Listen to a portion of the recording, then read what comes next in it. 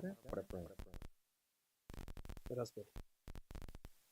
Almighty God, who by the omnipotence and omnipresence sustains and directs human destiny, and institute government of men and women, we praise and thank Thee for this beautiful land, Namibia. Let Thy abundance, blessing, and wisdom therefore descend upon us here in the National Council, and grant that they humble and responsibly deliberate on all matters entrusted to us for the upliftment and welfare of the citizens of this country. We ask all this in the name of our Lord and Liberator, Jesus Christ. Amen. Shall we affirm? I solemnly affirm that I will be faithful to the Republic of Namibia and its people.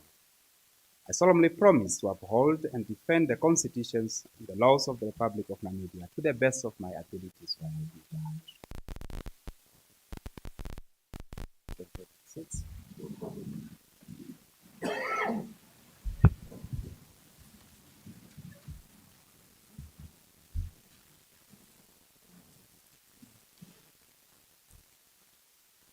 Honorable members, welcome to today's proceedings, and the House is called to order.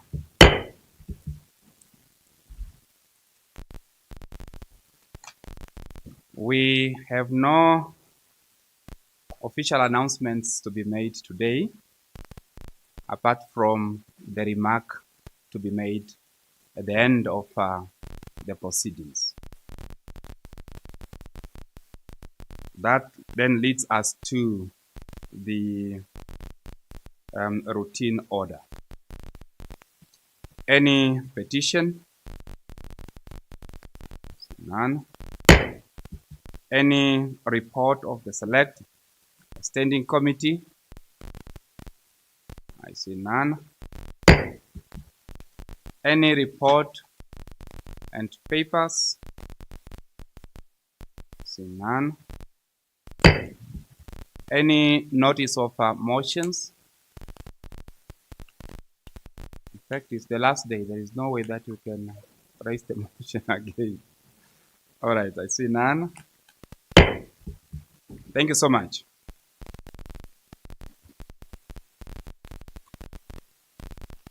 Honorable members, on Friday, the 15th of May 2026, Honorable Chaveonja gave notice in terms of Rule 53, Sub-Rule 1I, and Rule 110, Paragraph L,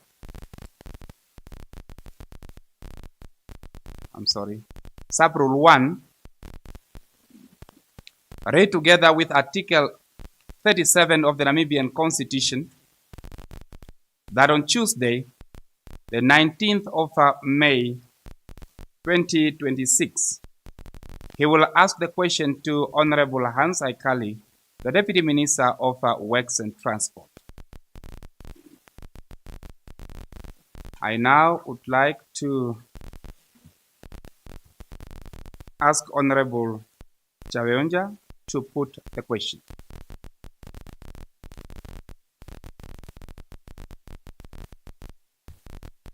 Good morning, Honorable Chairperson. Welcome back. Good morning, Honorable members. Just rise to say that as we have agreed, the question still stands that I have asked our Honorable Deputy Minister White. Thank you so much for putting the question. Does Honorable Aikali answer the question?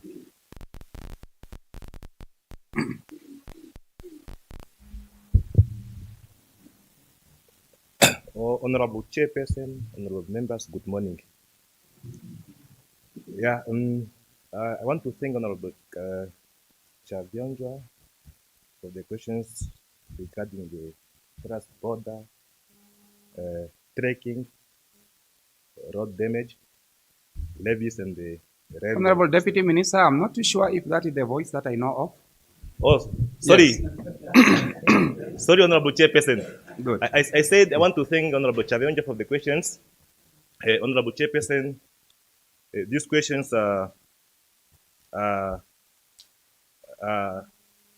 they touch on strategic policy. Hence, I need to consult better just to do justice to these questions. So, Honorable Chairperson, I'm asking this August House to refer these questions to the next session. So, I submit. Thank you so much. Agreed. Thank you so much. The question is deferred to the next session.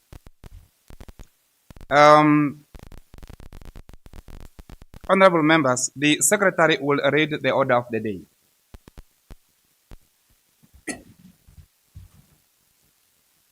Debate on third reading, Appropriation Bill, Bill 1 of 2026.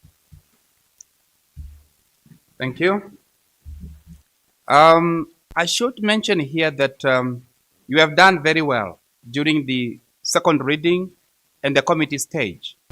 You have really actively participated, and your contributions are valid.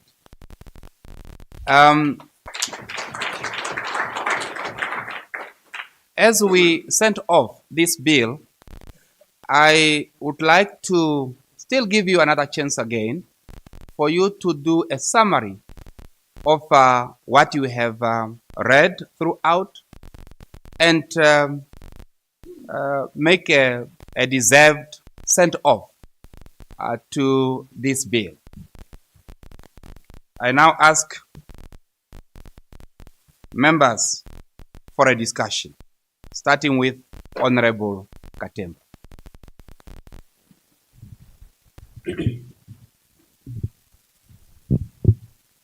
Thank you, Honorable Chairperson of the National Council, honorable members of the August House. Appropriation Bill, Bill 1 of 2060, is not merely about figures and allocations, but it's about the lived realities of our people and the direction of our nation under the framework of the Constitution of Namibia. The importance of the national budget, honorable members, is that the national budget is clear expression of government priorities. It determines who benefit from the development, which region advance, and whether our priorities translate into meaningful change. Honorable members, I commend the allocation toward key sectors, but I emphasize that implementation is where success or failure lies. Honorable Chairperson, allocation alone are not enough. We must ensure that projects are completed on time, funds are used for intended purpose, communities are involved in decision making. In conclusion, honorable members, this appropriation bill must be a tool for transformation, not just in administration. I therefore support the bill, while urging stronger focus on rural development, social protection, regional equity, and effective implementation. I thank you and I so submit. Thank you so much. To be followed by Honorable Ndawanifa.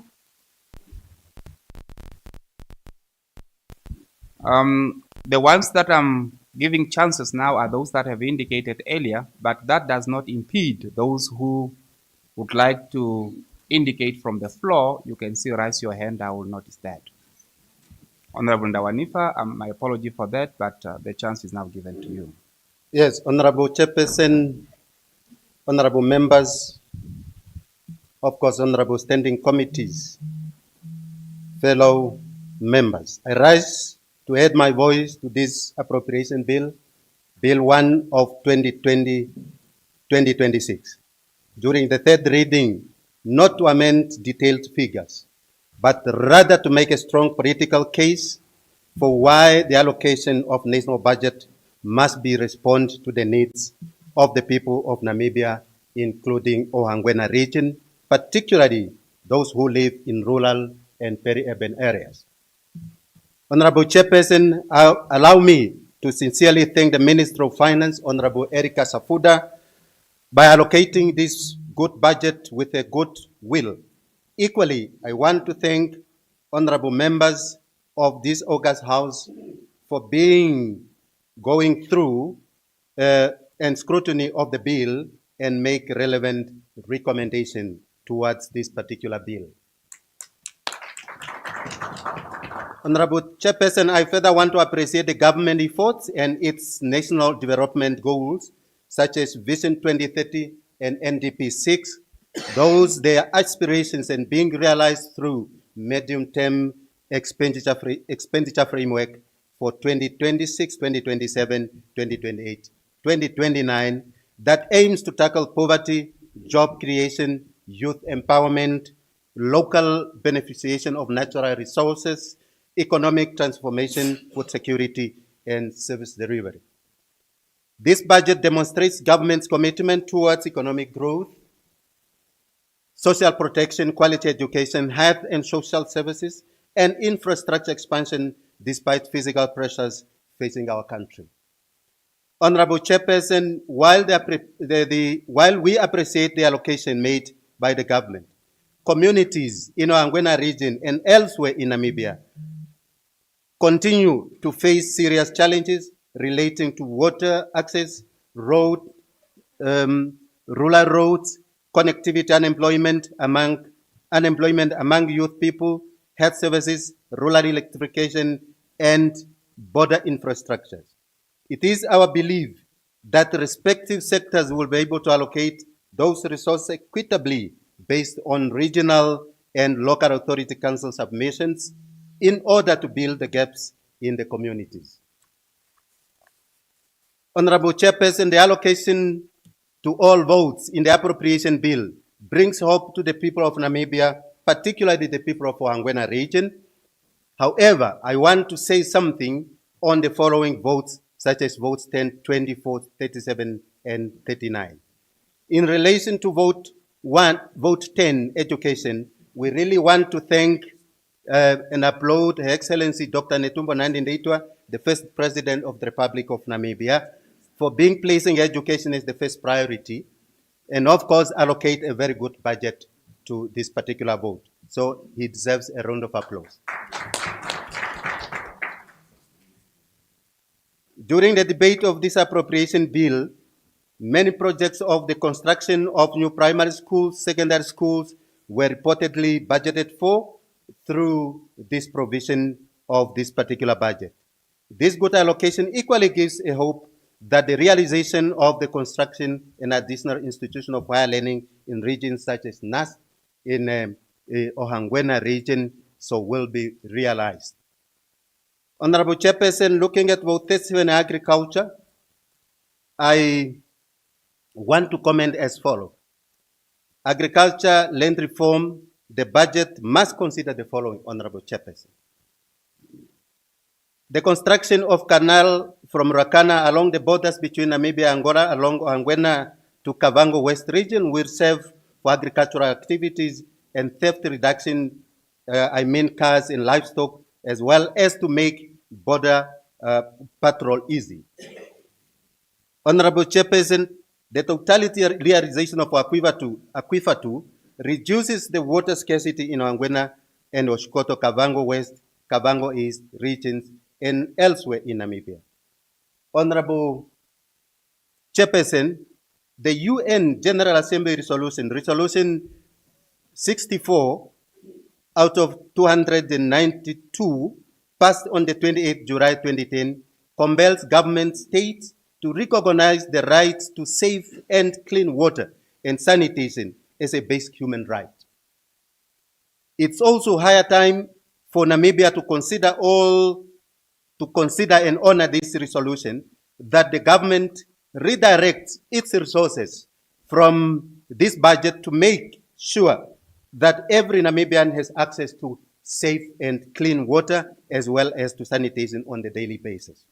Honorable Chairperson, the allocation of Vote 39, Home Affairs, Immigration, Safety and Security, will make a significant improvement on service delivery across the whole ministry if it is informed by the prioritization list from the respective regions. Therefore, Honorable Chairperson, Honorable members, Wangwena region in Namibia borders with Kwando Kubango, Kunene province in Angola, but beacons are used as borderline marks where Wangwena region covers from beacon 16 to 41, translating to a total distance of about 255 kilometers. Wangwena region has only one border post entry, which is called Oshikango border post, situated at beacon 19. About 220 kilometers east of Oshikango border post has no gazetted border post. This situation causes an increase of movement of people and trading through ungazetted points, Honorable Chairperson.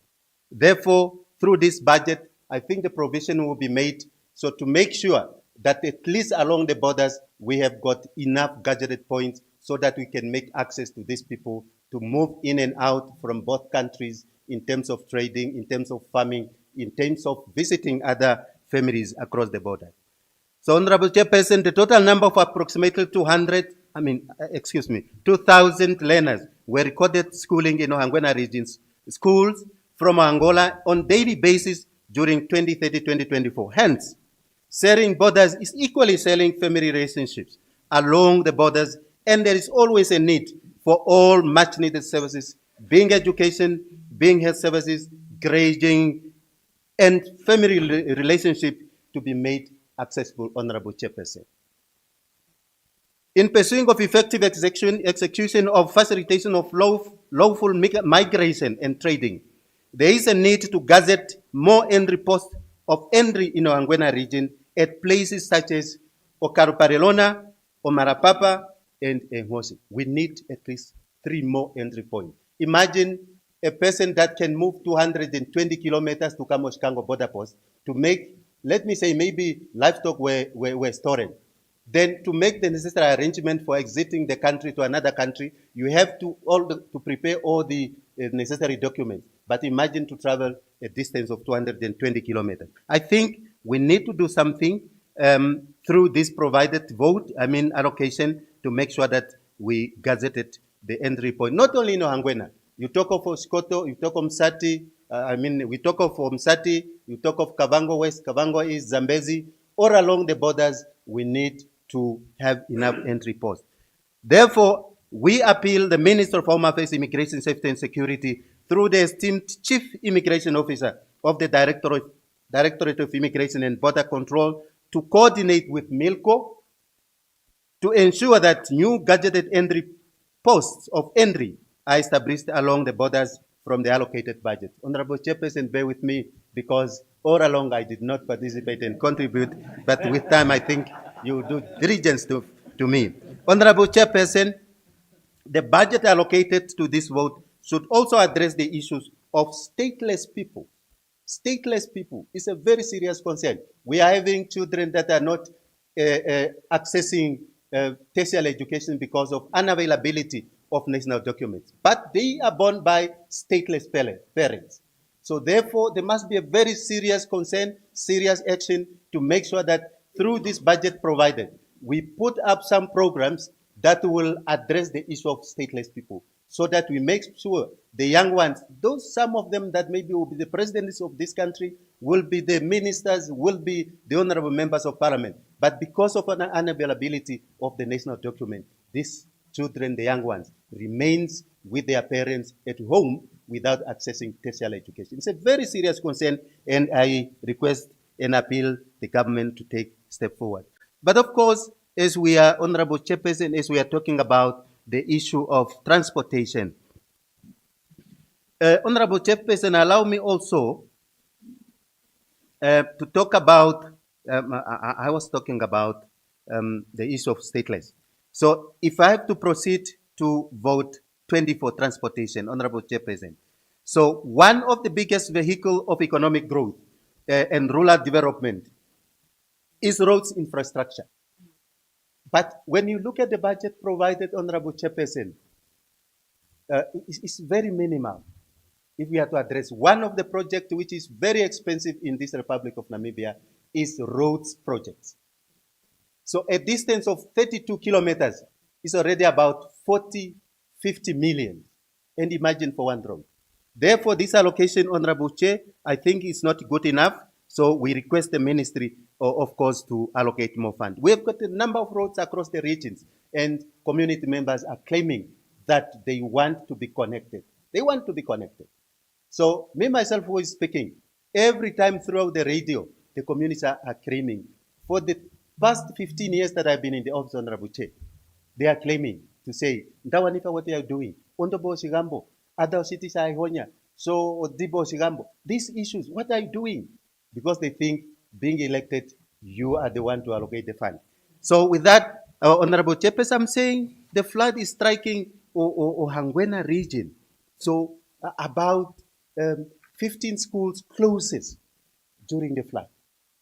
Of course, there was a provision made through KFW 2016-2015 to construct a access route to these schools and clinics that used to close during the flood time. 2016, those clinics were not, those access routes were not constructed.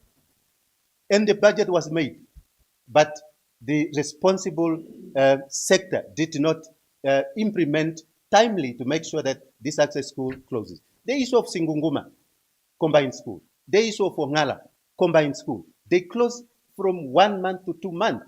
And imagine they are going to write the national examination like any schools, any other learners.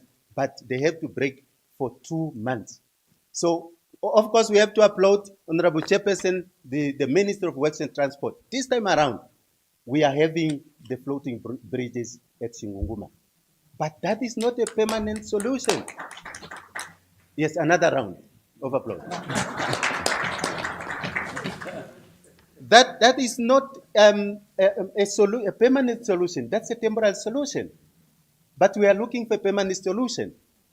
What is that maybe through this budget can be done to construct access roads or even to mitigate completely flood that affects Singunguma, that affects Ongala and other schools in the Angwena region. As I'm concluding, Honorable Chairperson, allow me to say with some other provision or some other allocations, as we were talking about the canal to be built along the borders. So we want to make sure that Namibia, particularly Ohangwena, remains a food basket of this country. So with that water, the ample water that we get from Rakana, the water that we get from Oshanas, if we can channel along, community members will be able to tap from that, to take from that canal so that they can make their agricultural activities so that they can get food for themselves instead to be fed by the government. So in conclusion, Honorable Chairperson, honorable members, with this observation, Honorable Chairperson, I support the appropriation bill while urging effective implementation, accountability, and equity distribution of resources to ensure that no region, and no community is left behind. Honorable Chairperson, honorable member, as we are bidding a farewell to this bill, I once again want to thank the Honorable Minister of Finance and the entire government for this well-placed appropriation bill and allocation. Honorable Chairperson, I'm saying bye-bye to this appropriation bill for a good implementation in the interest of the Namibian people. I do so submit, Honorable Chair. I thank you. Thank you so much. We move ahead, and I now open the floor for Honorable Kuoko.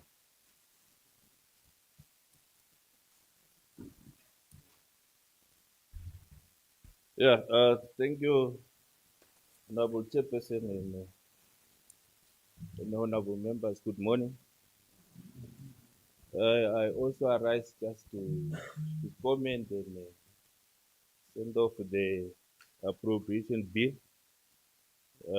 which we were busy with. First and foremost, maybe I have to thank our members for active participation during the debate. I know that most of members here are new, but honestly, when we were debating, although our chairperson maybe was following where he was not like we have a new members in chamber. And I'm very happy that really the aim of this debating of bills is to share information of different regions. You know, we are all from other different regions. Each one is coming from each region. We don't know what is happening there. But through the debate here, we learn what is the problem and what is to be improved to that side or that region for the developmental purposes. So that is the aim. That's my understanding. So I have to commend you, honorable members. Having said that, is that now we send off this or we pass the appropriation bill. This is just the money for the government to be used and have to be used carefully. So, but there is some implementers or there is implementers just requesting them or urging them, especially the CROs there, the regions and the EDs, the different ministries, to implement as it planned as soon as possible, because we don't want to delay. There is some already projects which is still outstanding. Next budget, we don't want to see the same projects again. So I'm requesting those technocrats to work with the councillors on the ground to implement and start new. The citizens of this country, they want development. And also, there is a gap between the technocrats and the councillors. I want that gap to be closed in name of the inhabitants, so that their will, so that their developmental issues which they want, being schools, being roads, being water, can be provided as it needed. So I'm requesting that gap to be closed so that at least our Namibia can becoming one of the prosper and developed country. We have been crying of that, and it now is 36 years.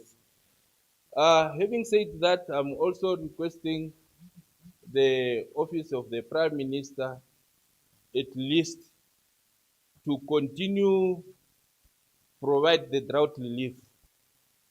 We knew that in some regions the rain had came late, nothing was harvested.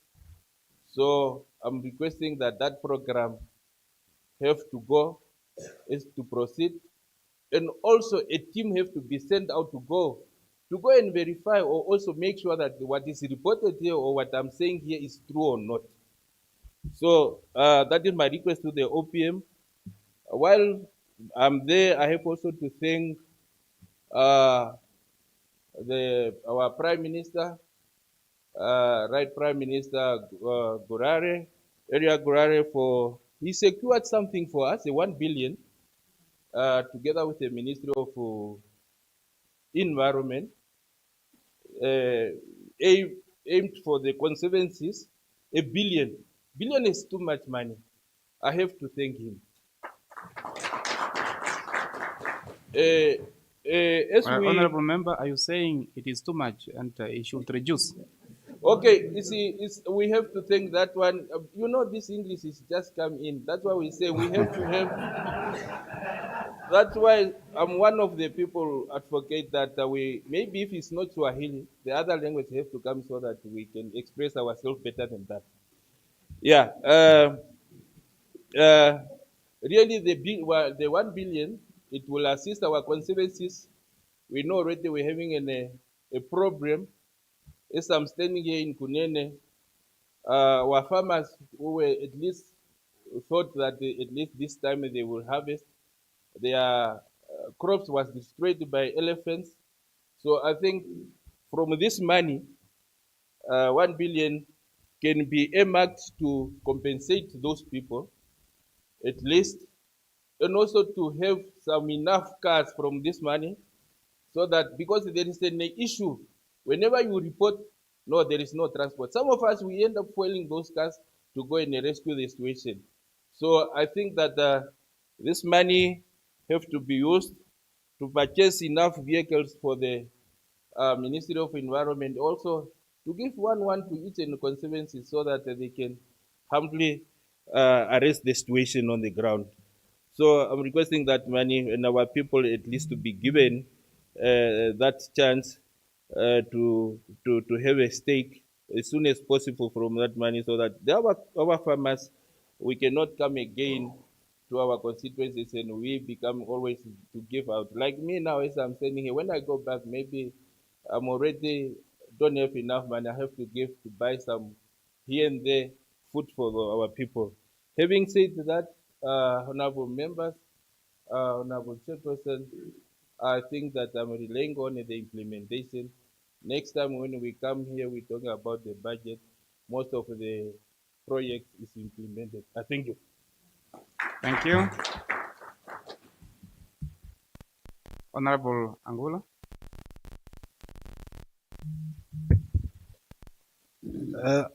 Thank you so much, Honorable Chairperson. I also joined to send off this very important budget, and I also want to appreciate and thank the Minister of Finance for tabling this budget amid so many geopolitics that is ongoing, and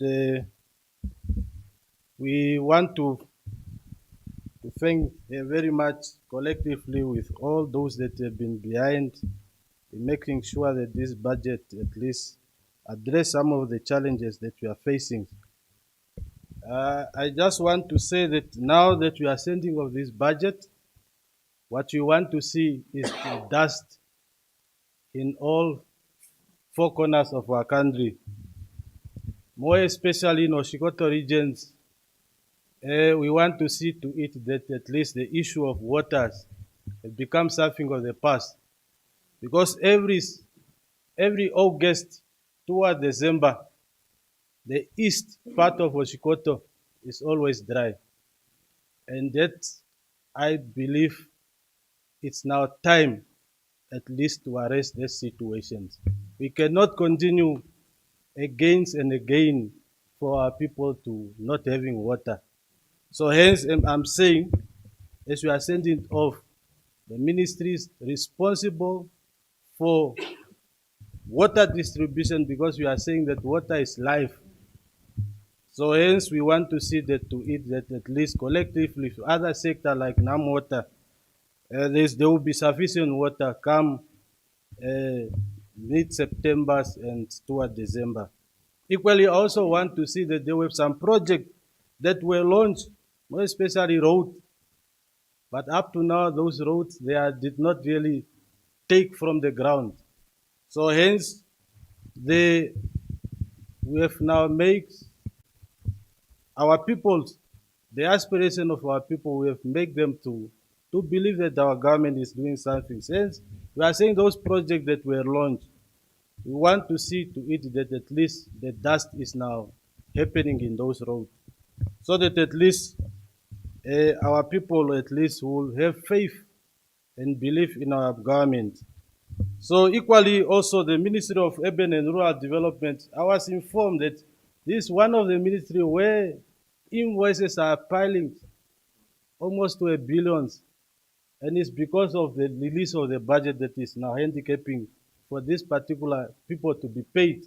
So hence, as we are sending off, we want to see to it that by next month, some of these invoices are already been paid, because so that at least the development that people have are yearning should see to it that at least, and we are also compromising the livelihood of our SME, because as we are not paying them, we are also indirectly also killing them. So henceforth, as I'm joining the rest of the colleagues, I'm also equally want to say that goodbye to the budget.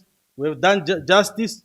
Now is the implementer that also need to do their part. So thank you so much, Honorable Chairperson. Thank you so much. Not necessarily to the budget, but to the bill. We are going ahead, and this time is now given to Honorable Shami.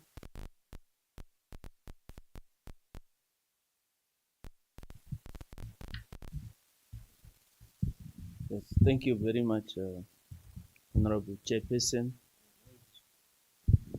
Thank you very much, Honorable Chairperson. Maybe before you go ahead, did I pronounce your name correctly?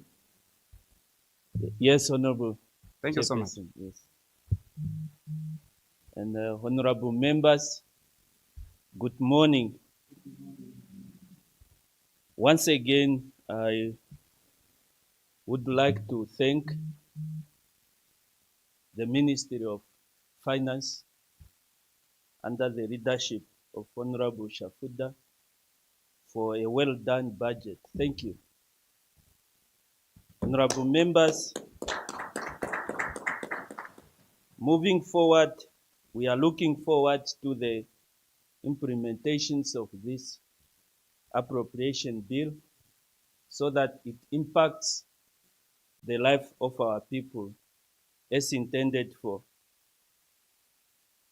Honorable member, the House really also lays concern on more allocation to be done on vote 27, sport, youth, and national service.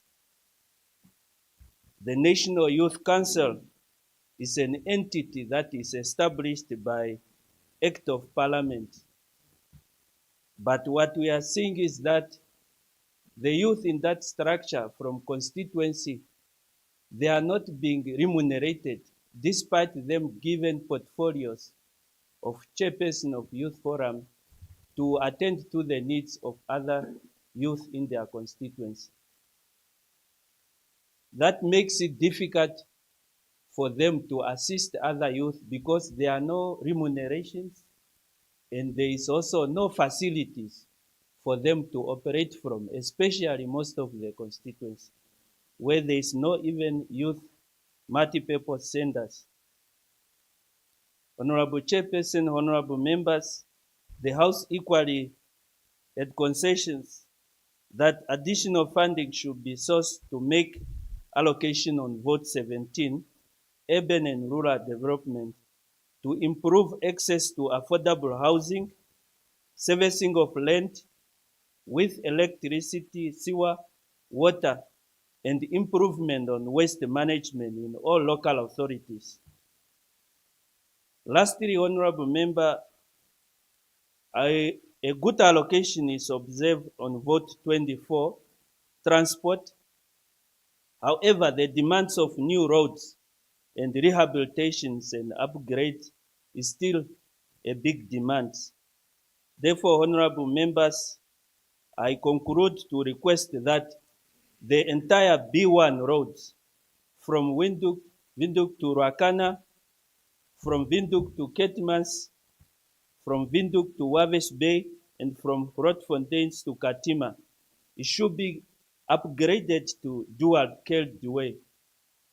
This will also help us reducing the number of road accidents that is really a consideration in our community. We are losing a lot of lives through road accidents. And I believe us upgrading these B1 roads will assist us reducing the road accidents. we can start small so that by 2035, we have reached this target. So, Honorable Chairperson, Honorable Member, with this remark, I look forward as implementing or the implementing agencies and all the ministry to achieve the 90% implementation, if not 100%. So I so submit and I support the bill. Thank you very much. Thank you. Honorable Pakarai.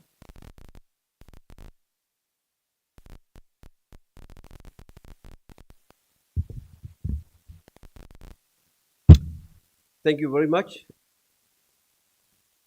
Honorable Chairperson, honorable members, fellow Namibians. On behalf of Maheke region, the residents of the Pukiro constituency, I rise to endorse the complete budget and make some takeaways.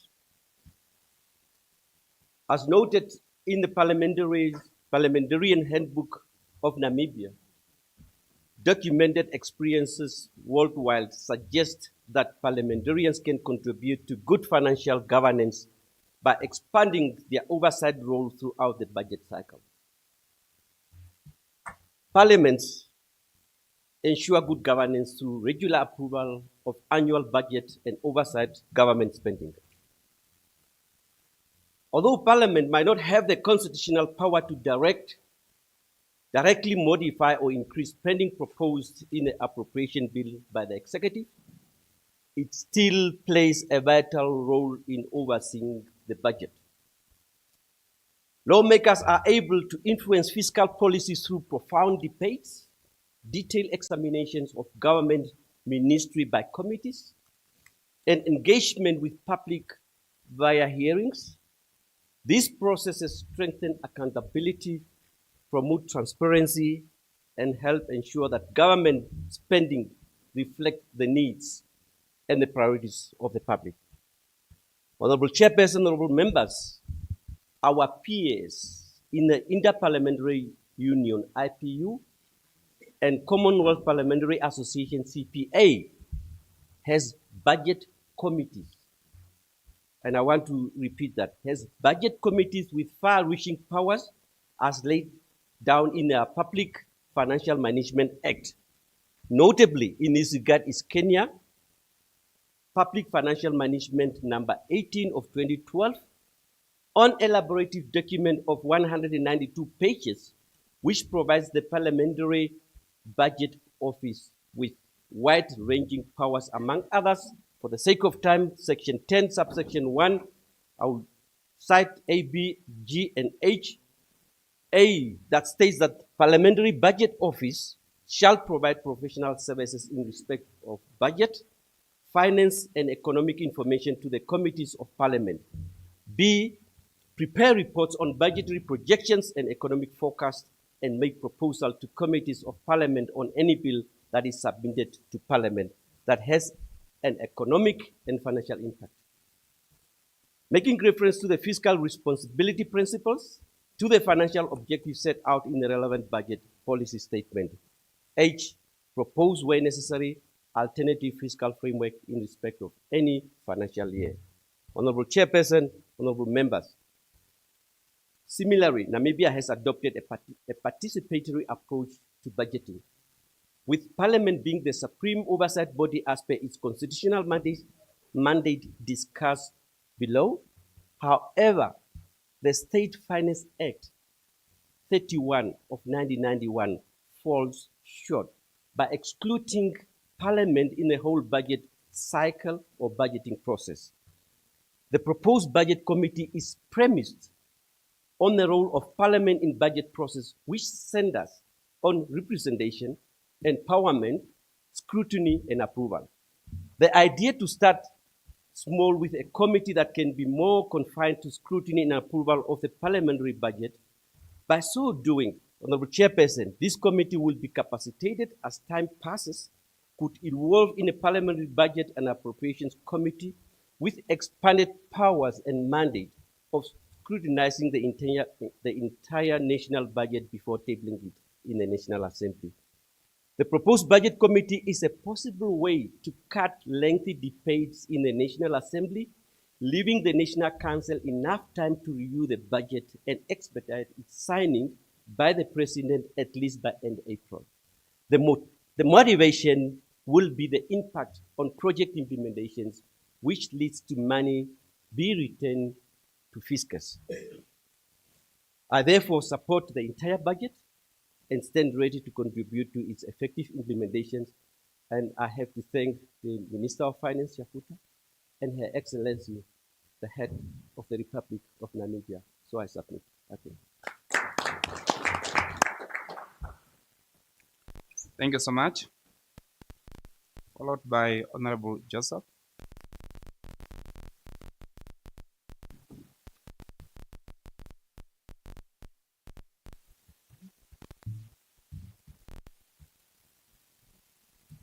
Thank you, Honorable Chairperson. Good morning, honorable members. I rise to give my sincere appreciation to my colleagues in this august House, particularly the National Council as an institution, and specifically the Committee of the Whole Council for a job well done. I think a round of applause will do that. Yeah. Dear Namibians, particularly the boy and the girl child of our constituencies, rest assured that this appropriation is ours, and you will feel the low-hanging fruits of this budget. I pledge that the implementation is now the only door that needs to be opened without any excuses. I'm confident that if we join hands as politicians and technocrats, we can translate the appropriation bill into actionable deliverables. Our people had mandated the 8th administration to deliver on its promises. Thus, I pledge my readiness to let the machine grind and the dust of development to rise in my country, region, and country as a whole. Development must be felt by those at the doorstep of this development.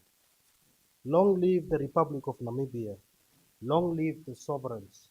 I so support the bill, and I thank you. Thank you. Honorable Kumar.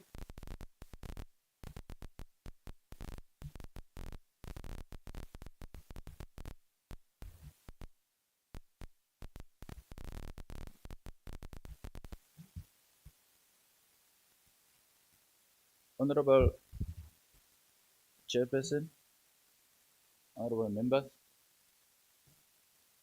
fellow Namibians, we have done our duty in this House, and the time has now come to officially send off the appropriation bill for 2026-2027 financial year into the arena of action.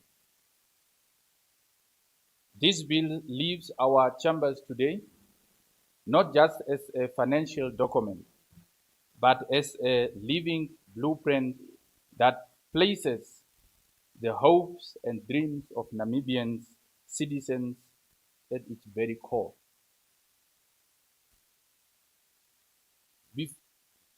Before this bill goes out, to serve the nation, we must acknowledge the leadership who has shaped its path. To Her Excellency, the President of the Republic of Namibia, thank you for providing a compassionate, steady leadership that ensures that the budget remains people-centered. Honorable Minister of Finance, thank you for your exceptional leadership in carefully balancing our national interests and to present a budget that is inclusive of all Namibians. To our technical teams, thank you for every member that has been part of this process, translating national policies into actionable financial allocations. We as standing here, we are sending off a budget that refuses to leave any sector behind, despite economic headwinds.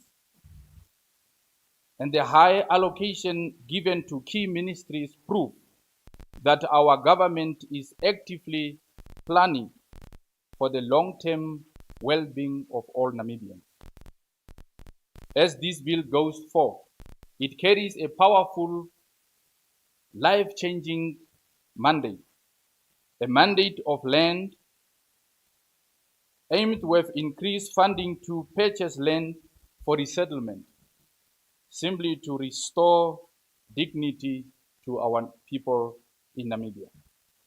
Mandate for the soil, carrying a healthy emphasis on agriculture, climate resilience, and sustainable food security for our communities. Mandate for tomorrow, change with vital resources for youth empowerment, transforming skills, development, and the job creation for our youth. Honorable members, our words end here, and the work of the hands must now begin. We send this bill off with a strict charge to those who will host its funds, the land ministries and the regional council. We call on our community members and Namibians to support the implementation and participate in a local development to safeguard these public resources from mismanagement. Let us march together to turn this figure into classrooms, clinics, farms, and factories. And with this, I support the bill in its totality and will be equally available at the constituency and at the rural level to facilitate its implementation into the rural trenches of a smallest farm called Some Cows in Gwinas constituency. Thank you. Thank you so much for that pledge. Honorable members, it is now 10:30, and I'm not permitted to proceed by Rule 27, and it's in accordance with that rule that I've mentioned that I now adjourn the House for tea break. That includes Honorable Spapela for tea break, and we are expected to resume. We are expected to resume at 11:05 sharp. So decided.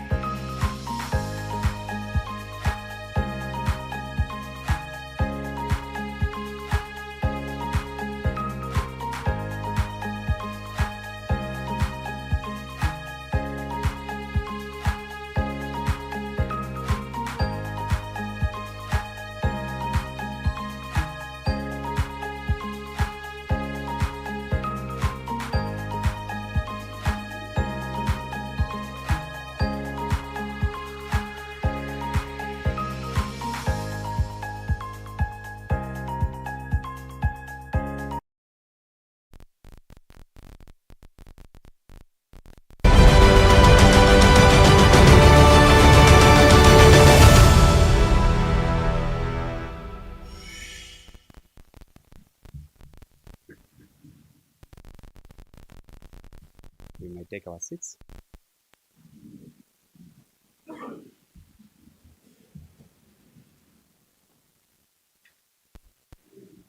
Honorable members, thank you for being here on time, and we are going to proceed where we stopped.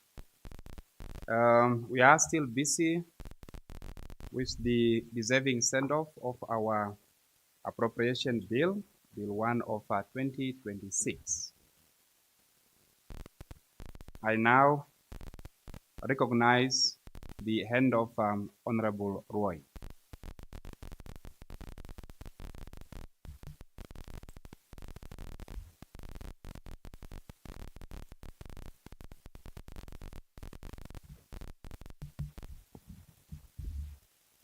Thank you so much, Honorable Chairperson.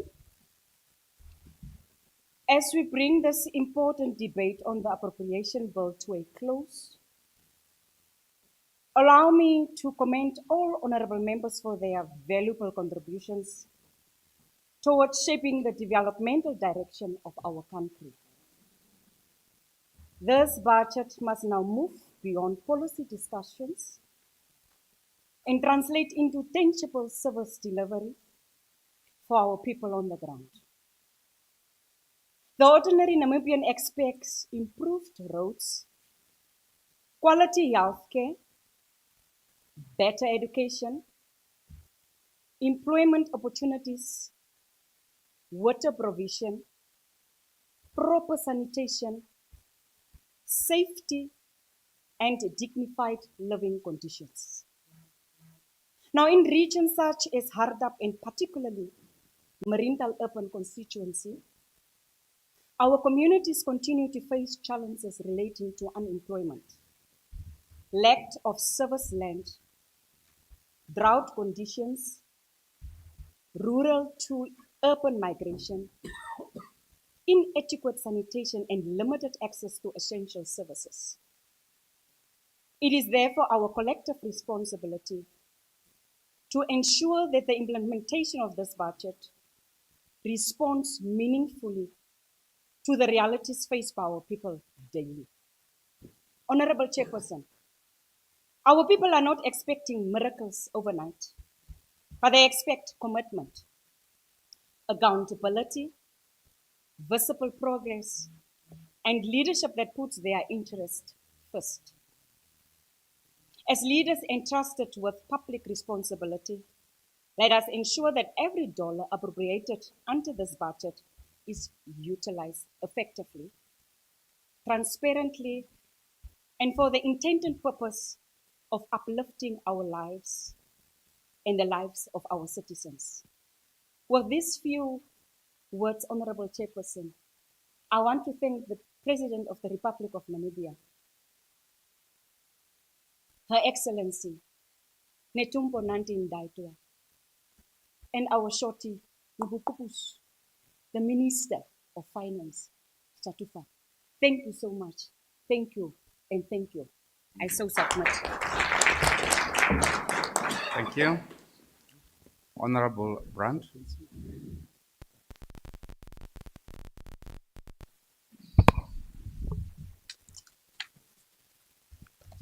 Good morning, Chairperson, Vice Chairperson, Chief Whip, Vice Chief Whip, and the first Vice Chairperson of the Committee of the whole Council for leading us with commendable work. We really appreciate you. Can I get some hands?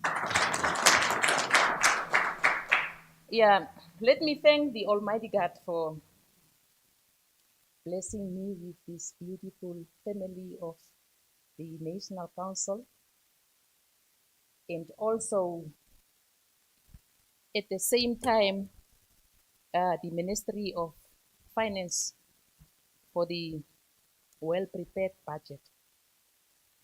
In the same time, I want to thank the members for contributions. Job well done. And because we are here for the same common goal, the goal with which we are entrusted by our leaders in the community on the ground. Let us remain focused.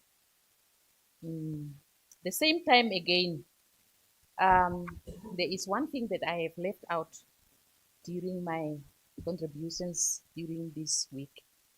It is the fact of the people that are get missing in my constituency.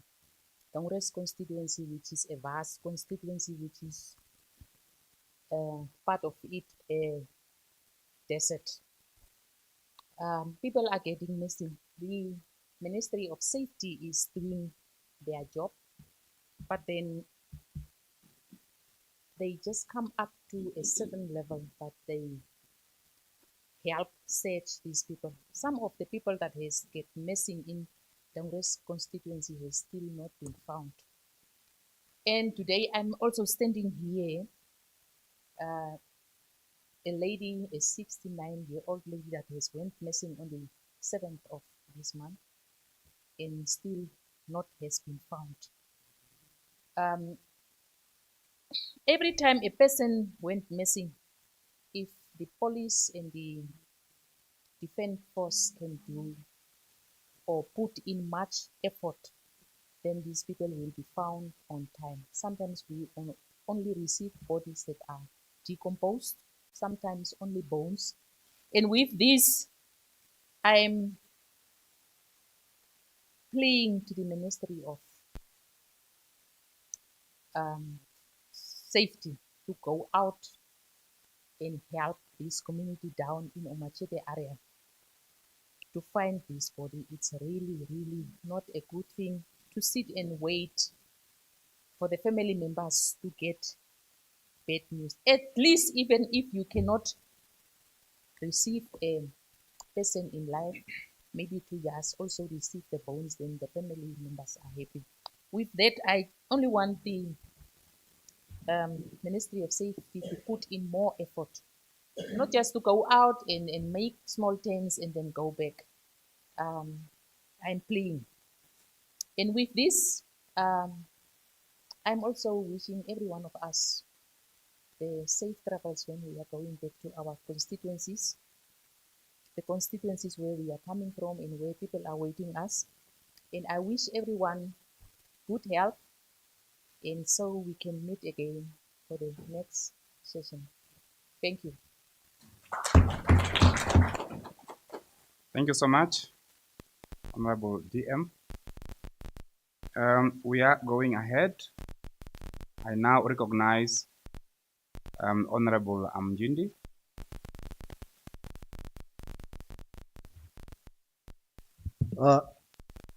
Thank you very much, Honorable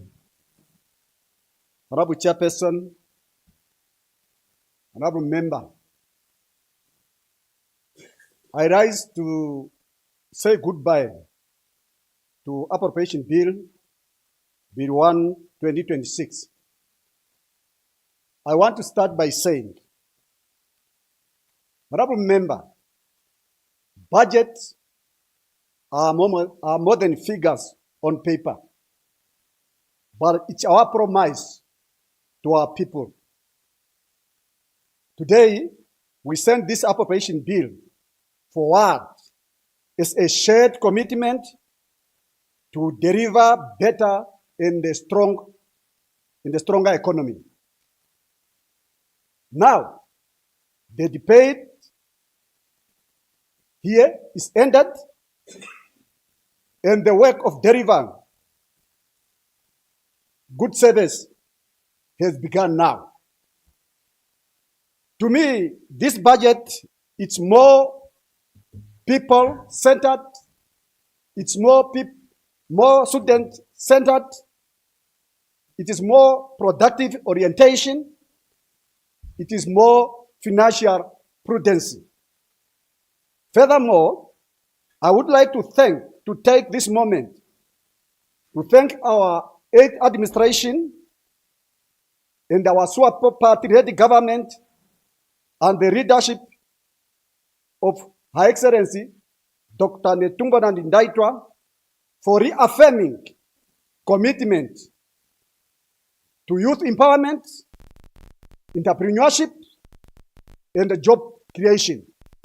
This has been proven by the introduction of youth fund developments and to 100% subsidized tuition fees and the registration fee in special institutions. Hence, I urge all students in various institutions of higher learning to take their study very serious, because once they fail, it's like they decided to forfeit this good gesture. Furthermore, I want to thank the Ministry of Health and Social Services for recruiting more than 2,307 health professional workers between December 2025 to April 2026 through Vision April 2026. This is a commendable move. However, I'm still requesting the Minister of Health and Social Services to continue making sure that hospital, health center, clinics are having enough health professionals, adequate medicines. This is because the health nation is a productive nation. Honorable Chairperson, Honorable Member, I want to draw my attention to all those who have got the responsibility with the budget implementation to remain committed to implement development priorities as outlined in Vision 2030 and 6th National Development Plan. The current level of funding must be commensurate with the growing needs of our community without delay or failure. By doing so, this will result in addressing persistent development gaps that require urgent attention through enhanced budgetary support. Furthermore, I want the Ministry of Defense and the Veteran Affairs to accelerate the payment of projects grant to 12,702 war veterans who are recognized. And they should find a way, because this requires 2.1 billion to pay them off, all of them. And also, I appeal to the ministry to revisit or to revise the policy of the veteran that prohibit veteran project grants to be inherited by their dependents, especially by their spouses or by their children after they passed on, when their grant was already approved. This policy needs to be revised so that the project grant should be inheritable. And also I want Oshana Multi-Hazard Water Resource Pilot Project in Uvudia to be funded to enhance community resilience during drought and during wildfire incidents. The Minister of Urban and Rural Development should find a way to prioritize unfunded projects in the following town in Oshana that are not yet funded, that are not yet covered in the current budget. That is project in Ondangwa Town Council, in the Ongwediva Town Council, as well as in the Hek settlement. The Minister of Urban Rural Development, again, I have requesting them by next year to start consultation with regional councils and the local authority during the budget preparation before tabling it in the parliament. Because we are saying, plan with them, don't plan for them. We want the ministry, our ministry, to plan with us so that we can own all the projects that are earmarked through the budget of the ministry. With this contribution, Honorable Chairperson, Honorable Member, I say goodbye to Bill 1 of 2026. I so submit. Bye-bye. Thank you so much. Now to be followed by Honorable Elder Shikongo.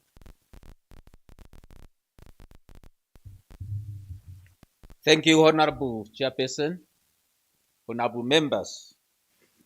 I also rise to make a very brief contribution as I say farewell, or I bid farewell to the Appropriation Bill, Bill 1, 2026-2027.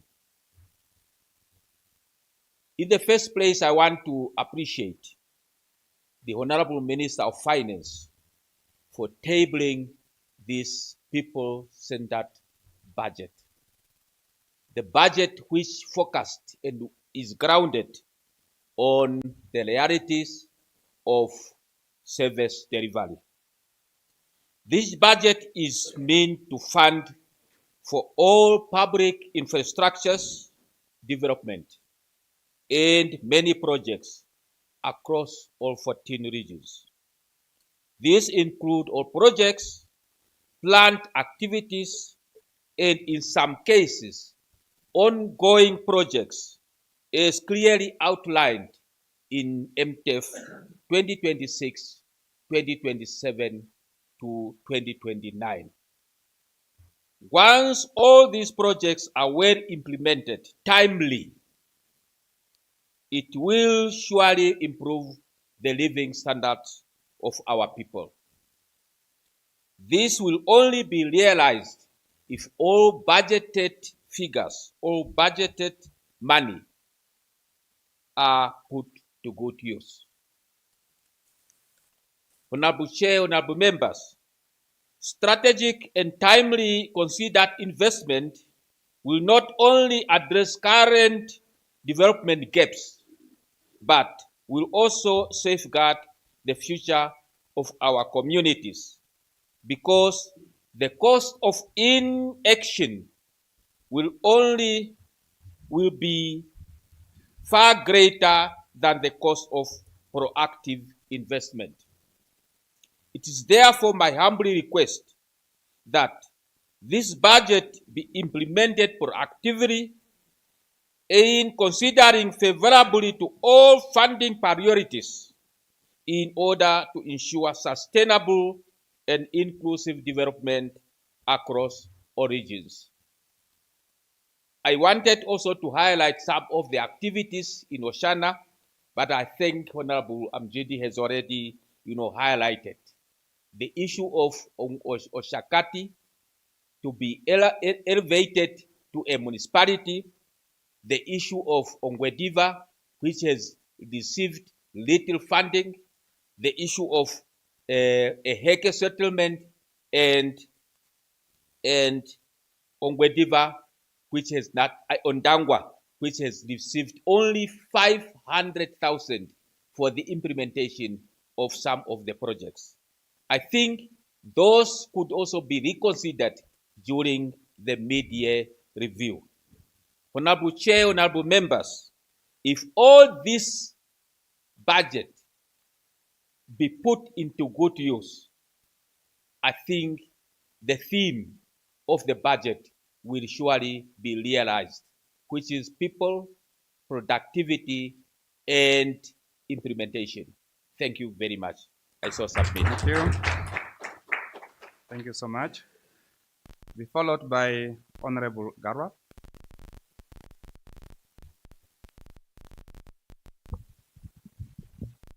Thank you, Honorable Chairperson, honorable members.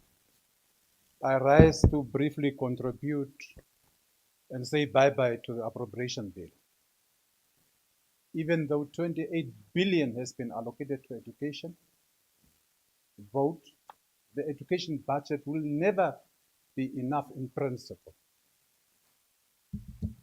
The particular decision by the Namibia University of Science and Technology, NUST, to relocate its agricultural satellite campus from Rietfontein to Otavi is a welcome development. and is wholeheartedly supported by Otavi Town Council and particularly by our Otavi Constituency Office and the Njuba region at large. In principle, Otavi Town Council has already allocated land for the establishment of the campus. Although the Njuba region, with the population of more than 143,000 people, is home to approximately 84 schools, serving over 48,000 learners. Despite this sizable learner population, access to university level education within the region remains limited. The relocation of the campus to Otavi will significantly strengthen pathways from secondary and vocational education into tertiary studies, particularly in agriculture and related fields. Otavi is centrally located, provides a strategic advantage. As the Otavi region borders Oshikoto region, Omaheke region, Kavango East region, Kavango West region, Kunene region, and Komas region, thereby improving accessibility for students from across the wide geographical area. Interestingly, the Bachelor of Science in Agriculture program offers a systematic and coherent introduction to the knowledge principles and concepts, data theories, and problem-solving techniques within the agricultural discipline. The program also equips students with cognitive and intellectual competencies, practical skills, and transferable abilities necessary to address agricultural challenges facing Namibia's commercial and farming sectors. This important initiative is expected to contribute meaningfully to skills development, agricultural innovation, youth empowerment, and regional and national social economic growth. Honorable Chairperson, honorable members, Namibia has the potential to become one of Africa's leading transport and logistic economies. But this vision will only become a reality if we invest boldly, plan strategically, and ensure that no community or region is left behind. Our roads, rail, aviation, and transport networks are the backbone of economic growth, trade, tourism, job creation, and national unity. However, this progress cannot be achieved while many roads continue to deteriorate and road accidents continue to claim innocent lives almost daily. In conclusion, therefore, the most critical priority of 2026-2027 transport budget must be road safety and infrastructure maintenance, because these directly affect human lives, economic productivity, and national development. Safe and well-maintained roads are not merely a transport necessity. They are an investment in the future of our nation. Every damaged road delays economic activity, increases transport costs, discourages investment, and places lives at risk. A country cannot fully prosper when its infrastructure is failing and its citizens continue to perish on unsafe roads. By prioritizing safer roads, stronger infrastructure, and efficient transport systems, Namibia can unlock economic opportunities, strengthen regional connectivity, and position itself as the competitive logistic hub for Africa. Honorable Chairperson, honorable members, with this small contribution, we say bye-bye to the Appropriation Bill 1 of 2026, and I support the bill. I thank you. Thank you so much. Honorable Skongo, am I seeing your hand or you are just planning? Thank you, Honorable Chair. You have seen my hand. You are right. Your eyes are properly. Yes. I rise also to send this vote with the following. Number one, to urge the referee of the ministries, who are the executive directors who are charged with the implementations, really to implement this budget without further delay because people at home are very angry. If it is water, like in the Kavango region, for the past 10 years, we haven't seen a drilling of a borehole. If there were boreholes drilled, unfortunately, they were just drilled and the installation was not done. And water is a basic thing. And if you drill and you don't install and people don't drink water, then you anger people. People are angry with us. We want this budget really to be utilized so that people get water. Mines and energy. There are companies that are electrifying schools. In Tondoro constituency in particular, 5 schools were earmarked for electrification. But unfortunately, the contractor have to run away because he is not able to get the budget or to get the money for him to pay those who are digging for them to put the poles. We will want to see change. Up to so far, people are just waiting. Schools are just waiting for electricity to be connected. And Ministry of Urban and Rural Development, Honorable Sankwasa, we urge you to understand Constituency Development Fund. Please, if your colleague could not understand, you must understand. As I'm standing here, there's one of our community member in Tondoro constituency whose mahango has burned to ashes. The whole heap is burned. Now they are waiting the councillor to come. What am I going to do? If there were like a small budget at the constituency, we'll just go in the shop and buy the maize because the food got burned. Which politician cannot understand constituency development fund? Huh? It's not meant for the councillors. Money is meant for the people. I also urge the National Assembly, which is the lower house. Please, next session when we come, we do not want to come for one bill.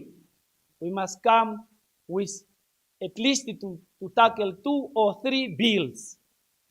You receive 416,500,000 in the National Assembly. If you will send us one bill, we will change your budget. We will give you 134 and we will take you. We do not want people to argue in Parliament. This is not a battlefield. This is a field where we sit and look back. Brenda Fassie has a song, "Don't Look Back." But this is a battlefield for us to look back and see if people are crying, and it is us really to relieve them.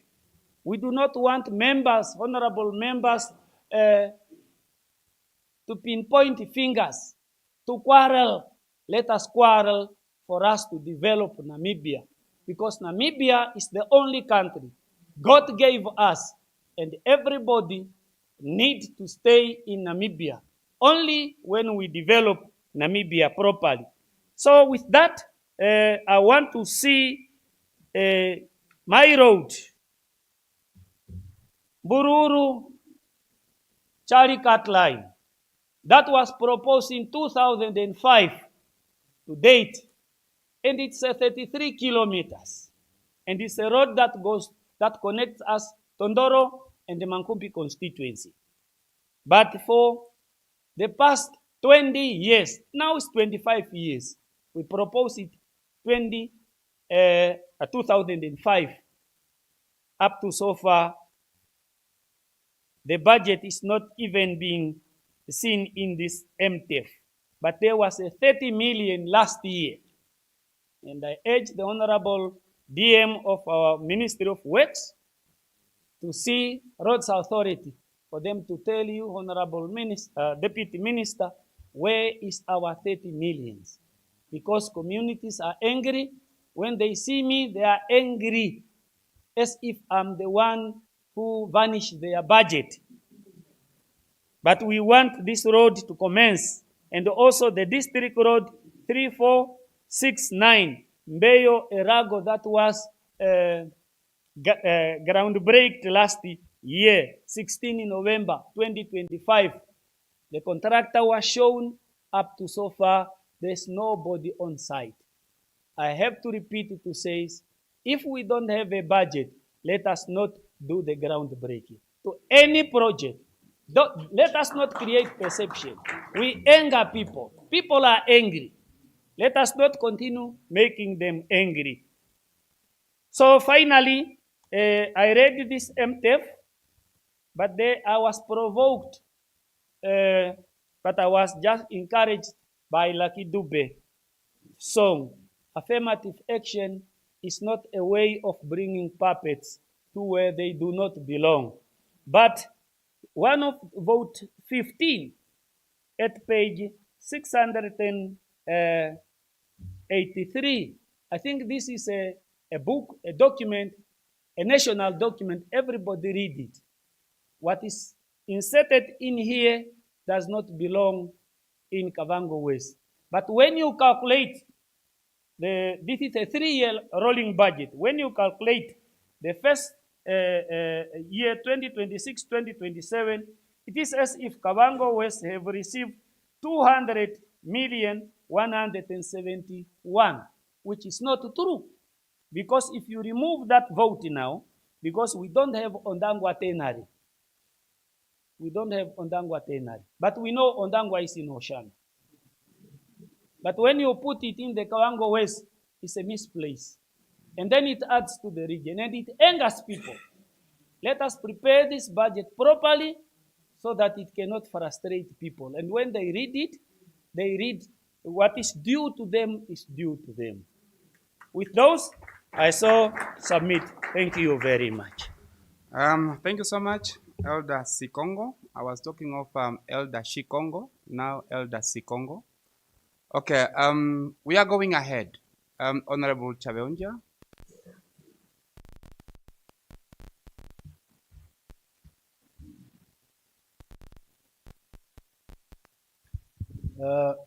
Very good morning again. I also just stood up to say goodbye to the appropriation bill, Bill 1 of 2026. But first, as much as one wants to appreciate the recruitment, now I'm referring to the Ministry of Education, the Ministry of Health. We also want to feel this recruitment in our respective regions and respective constituencies. We can not only hear of figures, but when it comes to where we are coming from, nothing is happening. So we really want to plea with the responsible ministry that let's make sure that when we address some of these issues, we have the equity aspect in approaching some of these issues. When the minister was motivating the budget, he said the budget is a contract between the state and the electorate, which is true. So now, I think as members of the two houses, we have done our part because our part is only the Authorization Act part. Now, the actual part of the Appropriation Act will start where the actual work starts. As much as we understand that the budget is an estimate, let's make sure that whatever each ministry, and all ministries are also not satisfied. I don't think there's a vote where people are saying we are happy with what we have got, but cuts here and there have to happen because everybody has to get a piece from this. Maybe, Honorable Chair, one thing I contributed on when we during the committee stage is that the police, the correctional service have to follow the route of the NDF when it comes to recruitment.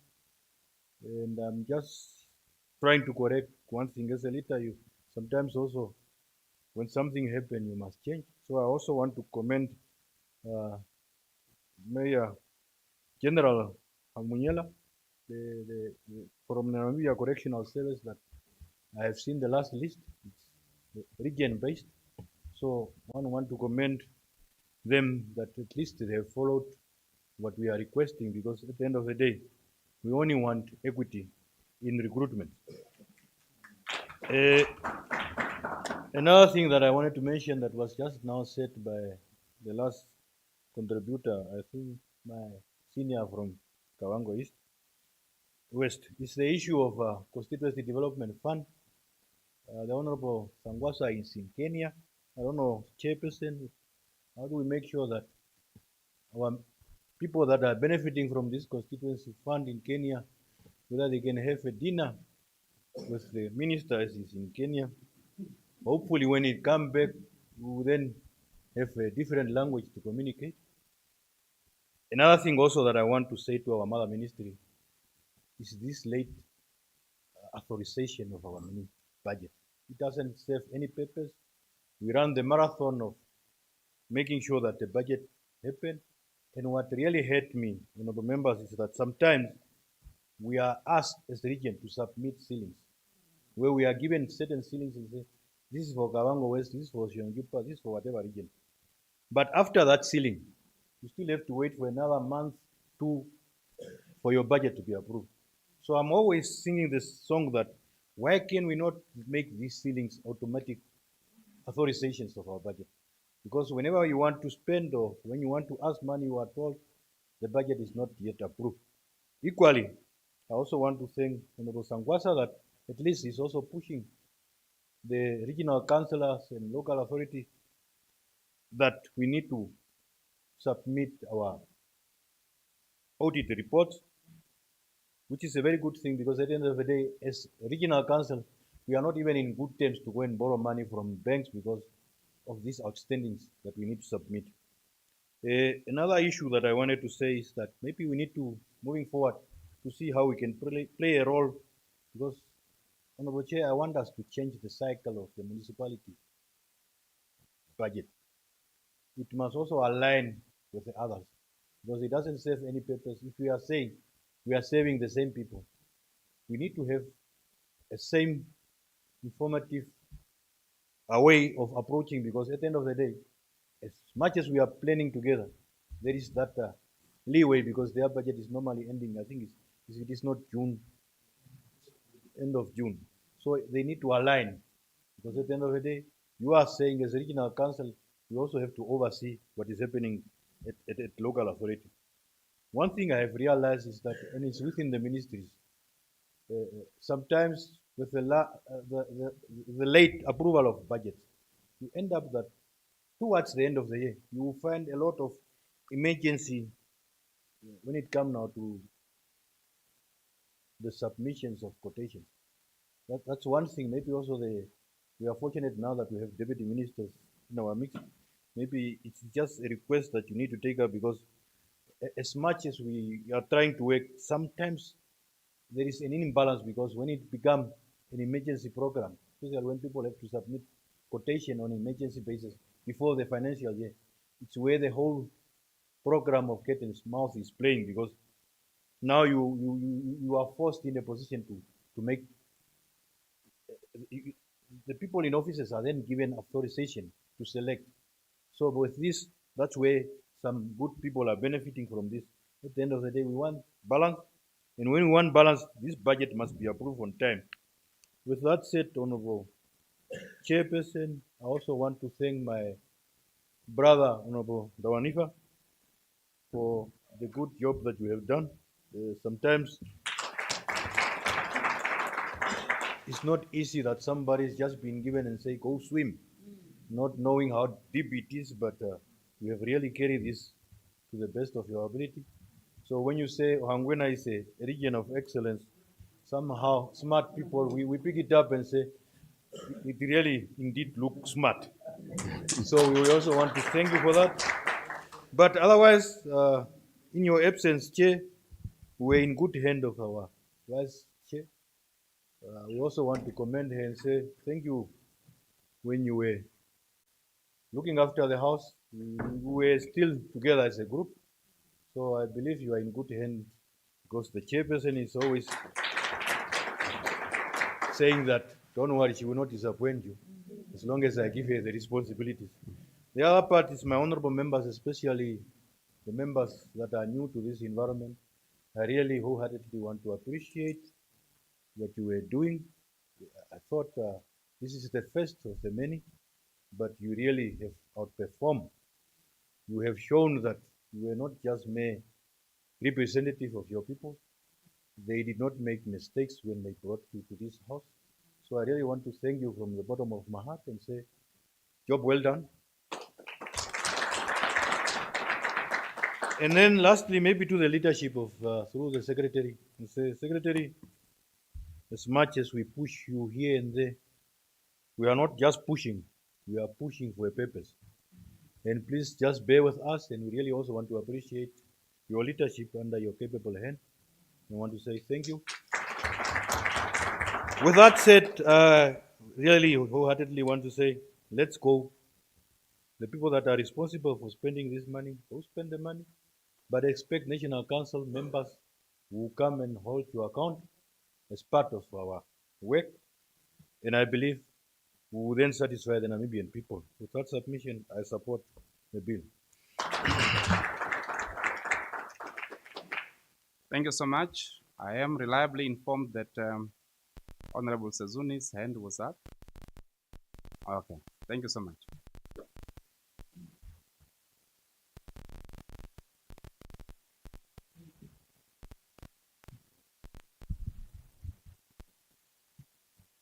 Thank you so much. Even though it's so difficult for me to speak after Honorable Javenja has already passed a vote of thanks, as I can see. But even though it is still coming, the official one.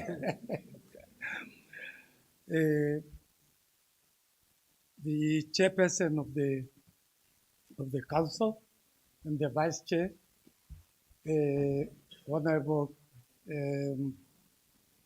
chief whips, the vice and the vice chief whip, the deputy ministers that are among us, honorable members, as we are concluding discussion on these important bills, I rise on behalf of the people of Zambezi region to express our expectations and hopes that these laws will translate into real and a visible development for our communities. For many years, the people of Zambezi have remained hopeful that national development will also reach the far corners of our region. Our people do not only want to hear promises, they want to see practical results in their daily lives. They want to see roads being constructed, schools improved, health facilities upgraded, electricity extended, clean water made accessible, and opportunities created for young people. The people of Zambezi, especially those in the floodplains area and the remote villages, must never feel forgotten. During the rain season, many communities become isolated because of poor road infrastructure and a difficult terrain. Some residents are forced to rely on neighboring countries to access services and transport routes. This situation affects trade, tourism, education, health services, and economic growth. It is therefore important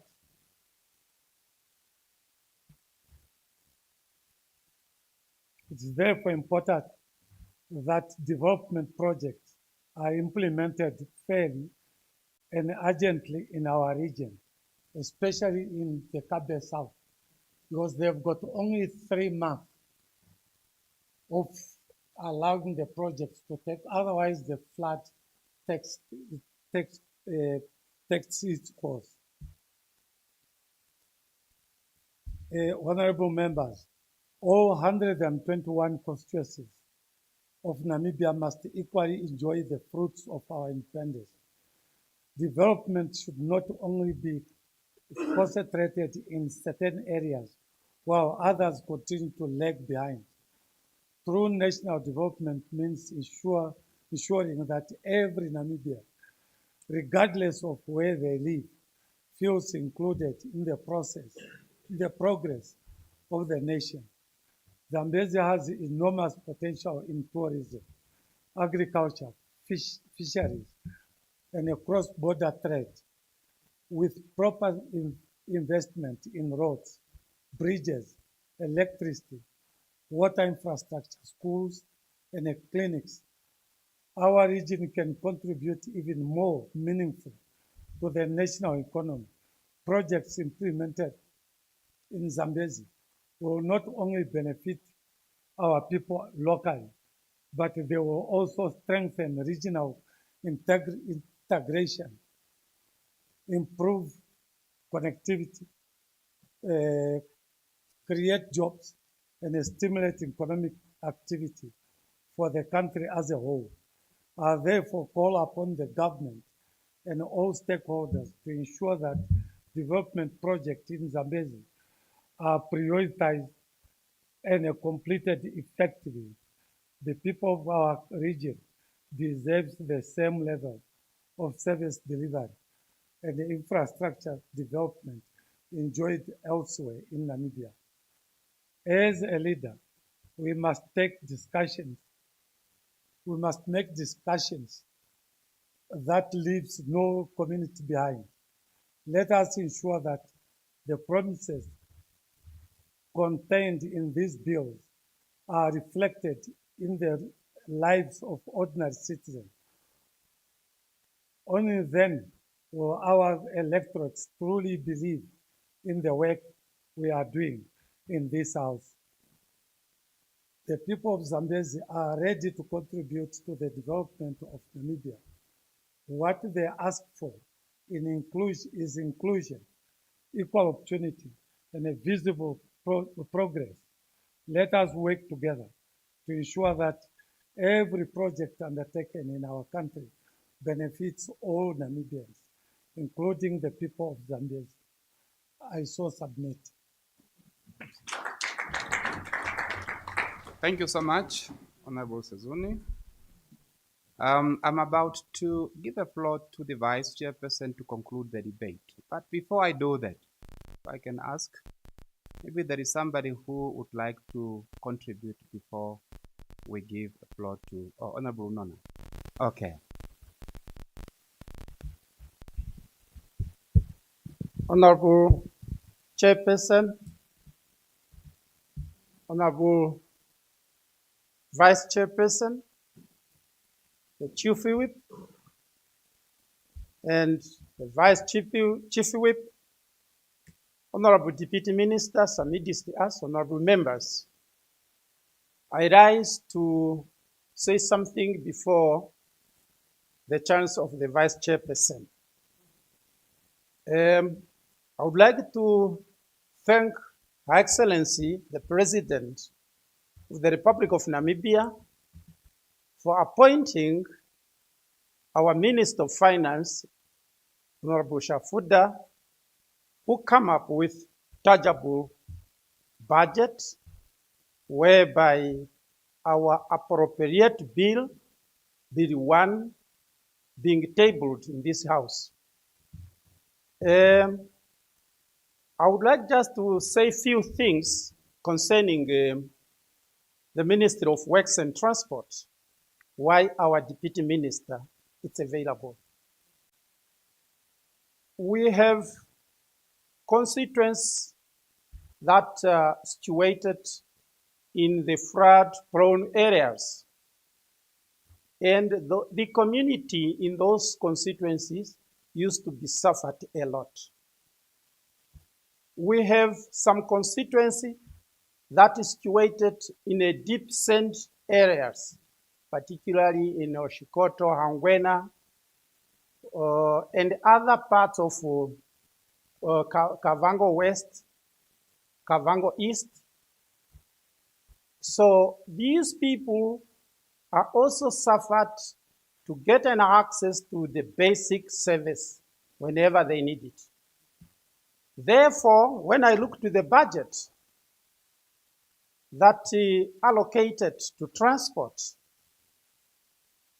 an amount of 2,678,000. This is a peanut. Because when we are talking the Ministry of Works and Transport, we are talking the ministry that we regard as a backbone of developmental projects in Namibia. Because wherever you go, if there is no any proper road, forget even the investment to go there. If we want to develop this country, we must allocate more funds to this ministry, particularly on transport, so that we can develop Namibia to shining everywhere.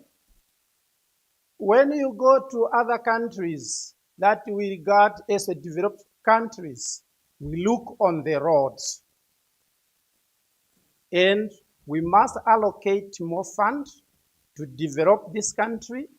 Otherwise, we are talking of access roads. I observed that a lot of honorable members, when they were contributing, they request the Minister of Works and Transport to provide more roads, to come up with bitumen roads standards. And it's a higher time to move from gravel road to the bitumen standard road if you want to develop this country. In Oshana, there is one of the roads which I have observed for many years. People were saying that road regarded as a tourism road. District Road 3605. That road supposed to be constructed from Ondangwa via Ukuyushona on Orongo, the Satpen, Omtambogomawe, up to Omakange Road.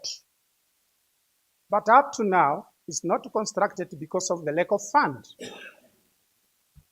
And I'm appealing to the ministry to look and consider the construction of that road. We have also DR 3643 Onamtuku Onkani Road. Started from Omsati region in Erimi constituency via Oshana region up to Onkani in Otamanzi constituency.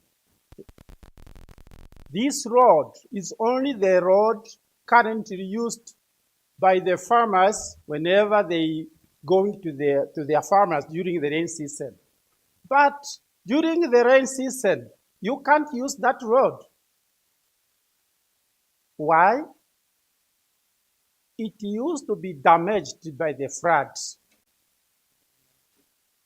We need that road to be rehabilitated as a matter of urgency, so that we can have a proper road that could be able to be used by our community. With this remark, I would like to appreciate for what the government have achieved so far, and also say goodbye to the appropriate Bill 1 of 2026. I so submit, Honorable Chairperson. Thank you so much. I believe the committee responsible for transport have taken note of all those villages that were mentioned. Any other?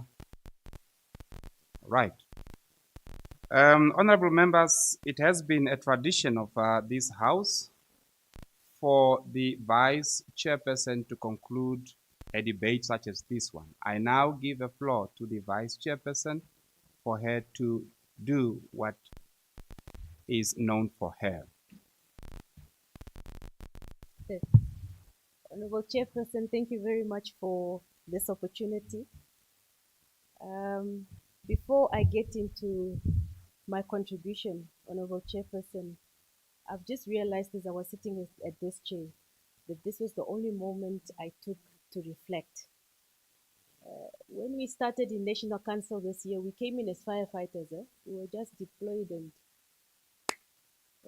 like yourself, Chair, I commend you. You are tough. You are tough, Chair.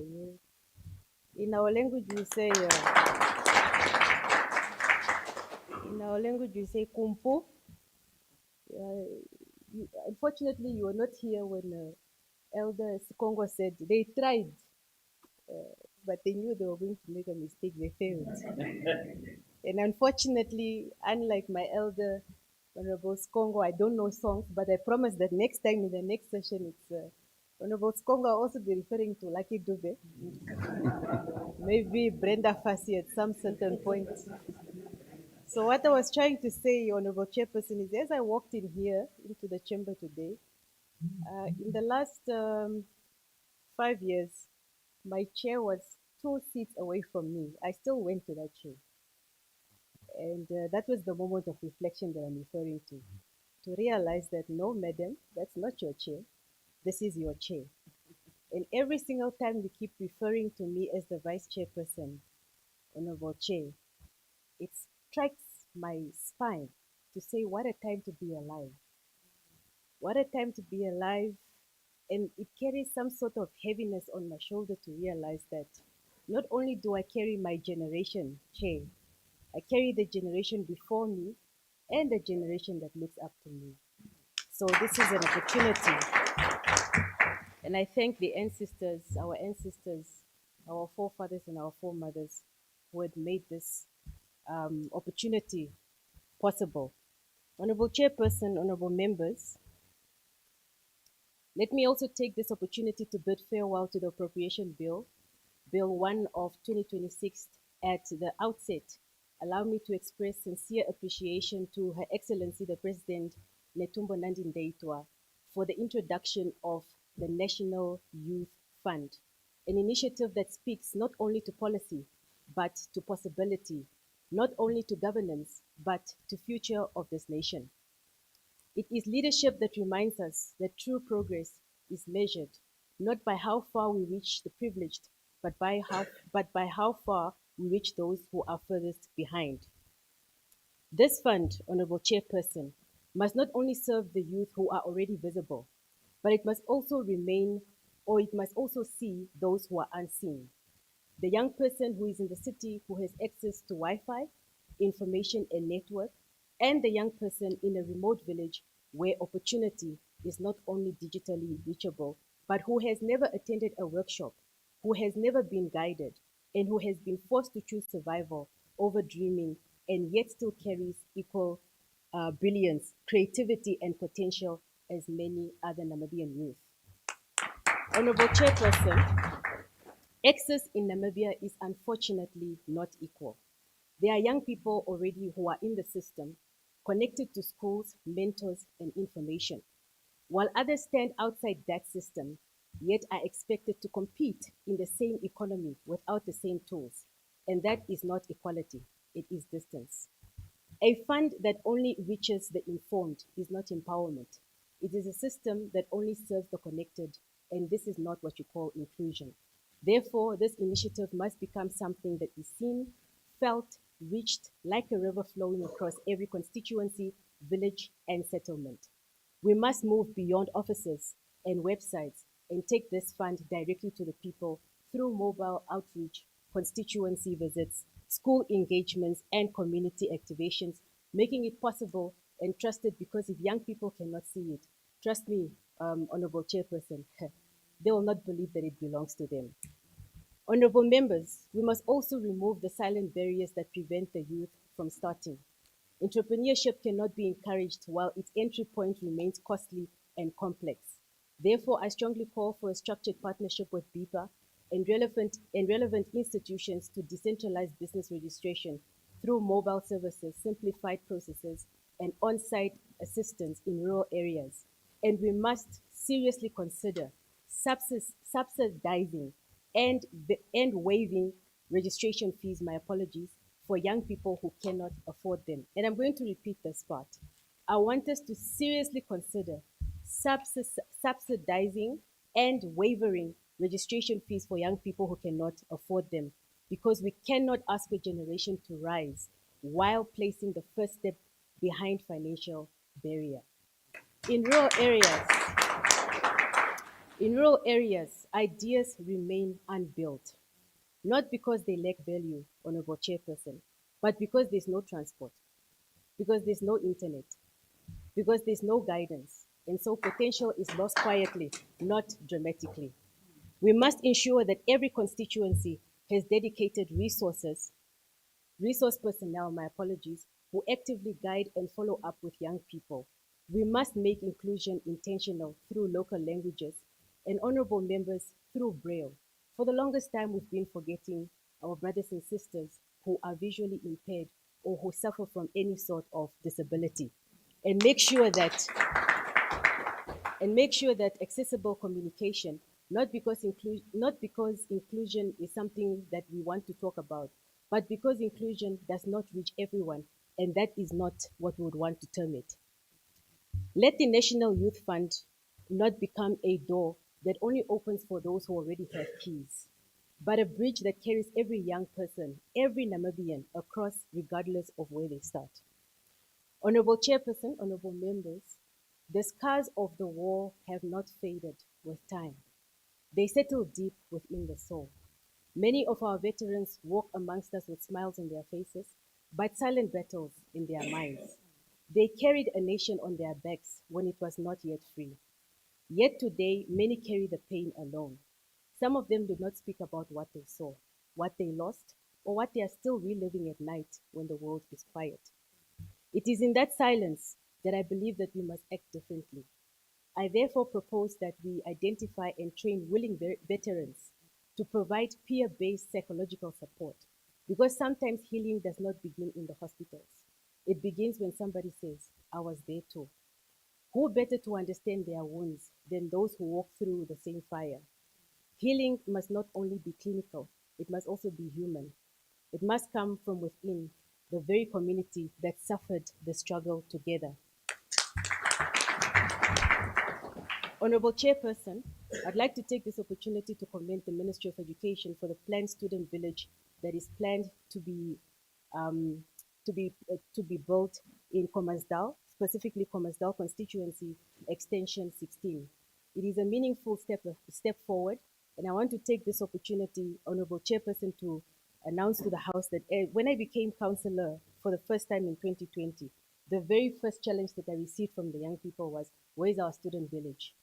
This student village has been a promise since 2005, Honorable Chairperson. So I commend the Ministry of Education. Finally, it's coming to a realization. However, I must emphasize that we need more than isolated progress. We need to expand access. I therefore call for the establishment of more institutions of high learning in informal and undeserved areas, so that education is not a privilege of geography, but a right of proximity. I also strongly emphasize inclusion education for children living with autism, which is a gray area that we may have underlooked, ensuring that they are supported by properly trained educators, learning environments designed for their needs. At the same time, Honorable Chairperson, I must highlight the mental well-being of our teachers. We sometimes really forget our teachers, if not all the time. A teacher who is emotionally and mentally exhausted cannot fully nurture the next generation. Supporting educators is not optional. It is foundational for the quality of our education system. Honorable Chairperson, I would further like to emphasize the urgent need to strengthen accountability in the allocation and utilization of our fishing quotas. Under the Marine Resource Act of 2000, Act number 27 of 2000, the management and control of marine resources is vested in the state on behalf of the people of this very republic. This means fundamentally that these resources do not belong to individuals or companies, they belong to this nation. The Act further provides that fishing rights and quotas are granted by the Minister as conditional authorization, subject to terms, conditions, and limitations imposed in the public interest. These conditions are not symbolic. They are intended to ensure that our marine resources translate into tangible national outcomes, such as employment creation, local investment, value addition, and equitable economic participation. Honorable members, we must therefore confront a critical reality. While the legal framework is sound, the enforcement of these obligations remain insufficient. It is not enough to allocate quotas with expectations. We must ensure those expectations are fulfilled. A condition that is not enforced is not a condition at all. It is merely a suggestion. We need stronger and more visible mechanisms to monitor compliance, not in theory, but in practice. Mechanisms that ensure quota holders do not merely extract value from our oceans, but to actively return that very same value to our people through jobs, community benefit, and national development contributions. Because, Honorable Chairperson, let us be very clear. When a national resource is allocated without guaranteed national return, we are not empowering the people. What we are doing is transferring public wealth into private hands. And that is a responsibility that this House will not take lightly. So I say this, the law has already given us authority. What is required now is that we have the will to enforce it, to firmly and consistently, without expectation, make sure that it is indeed informed. Because ultimately, Honorable Chairperson, a fishing quota that does not serve the people of Namibia is not an instrument of development. It is a pure failure of accountability. Honorable Chairperson, I must draw your attention to a silent crisis in our community. Too many families are torn apart not by conflict, but by confusion. Confusion around wills and estates. When loved ones pass away without valid wills, grief is often followed by disputes, delays, and broken relationships that could have been prevented. I therefore call for a nationwide outreach program to educate citizens on the importance of drafting wills that constitutes what a valid will is, how individuals can secure their legacy. Legal awareness is not about paperwork, Honorable Chairperson. It is about protecting families before pain becomes conflict. Honorable members, I believe Namibia must be built on more than policies. It must be built on purpose, a purpose that ensures inclusion is real, justice is accessible, education is transformative, and dignity is protected at every stage of life. Then only can we qualify to say that we are building a nation for all. A nation is not built by the strength of its opportunities, or by, a nation is not built by the strength of its opportunities, honorable members, but by the fairness of its access. Let me then conclude to wish you well, honorable members, to travel safe to your constituencies. I want us to discourage the conversation of saying we do not have good roads. Honorable members, Namibia is one of the countries that has got excellent roads. The problem is our mindsets, honorable members. And so I wish us to travel safely to our constituencies, for us to practice patriotism as we travel back to our constituencies and have in mind the next Namibian as we travel. And like Honorable Hangula said, let the dust be seen. And I know that majority of us have said we are standing here to say goodbye to the bill. Honorable Chairperson, I don't rise to say goodbye to the bill. In fact, I rise to support the bill and say see you later because we are coming for you. Thank you very much, Honorable Chairperson. All right, thank you so much, Honorable Vice Chair, for that eloquent contributions. Very comprehensive indeed. Now that we have concluded the debate on the third reading of this bill, I now put the question that the bill be read a third time. Any objection? See none, agreed to. The Secretary will read the bill a third time.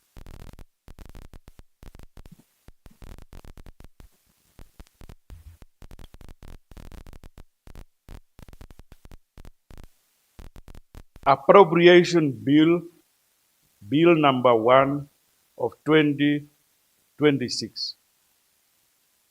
Thank you so much.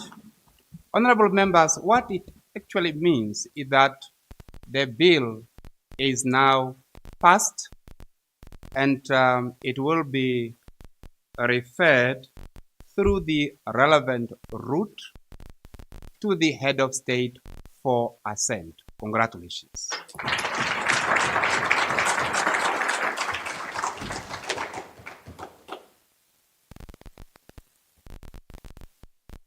Honorable members, as we are concluding, I would like to request all of you to convene in G4 immediately after the chamber. Just maybe for 10 minutes, just for the urgent information that would like to relay to you. Second to that, immediately after these informations in the chamber, the chairperson would like to meet with all the deputy ministers, and this will be done in the chairperson's boardroom. Please, it's my request that we honor the two meetings as so announced.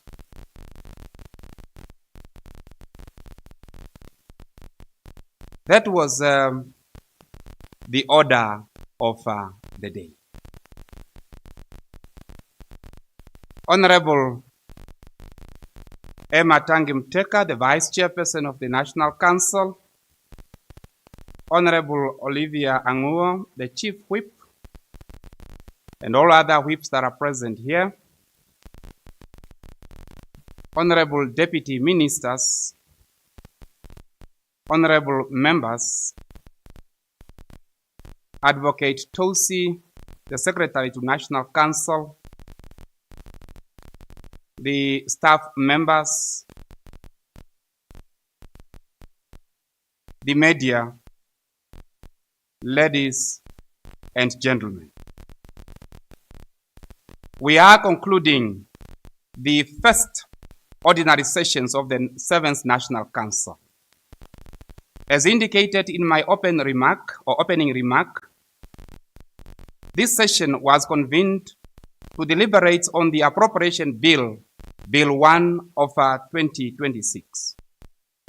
I wish to extend my heartfelt appreciation to each and every one of you for excellent attendance, meaningful contributions, and adherence to the dress code.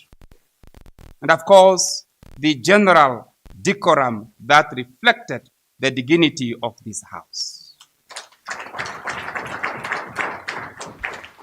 Please continue doing so at all times. You have also pleased me when you have presented your maiden speech. And my record shows that every one of you have participated. Now there is no new member in the House.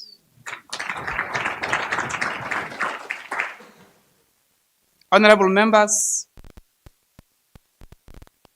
I humbly request you to remain alert across all communication platforms. As from time to time, members will be called upon for continuous capacity building initiative, committee activities, stakeholders engagement, and oversight responsibilities. We will continue disseminating official information through these platforms.